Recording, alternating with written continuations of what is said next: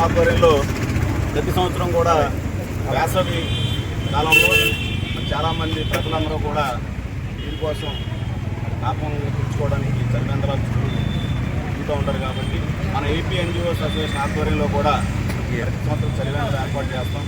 ఇందులో భాగంగా ఈ సంవత్సరం కూడా చలివేంద్రాన్ని మన జెడ్పీసీఈఓ గారు సుబ్బారావు గారు చేతుల మీదుగా మరి వారిని ప్రారంభించవలసిందిగా వారిని ఆహ్వానిస్తూ ఉన్నాం. ఎందుకంటే ఇది ఒక మంచి కార్యక్రమం.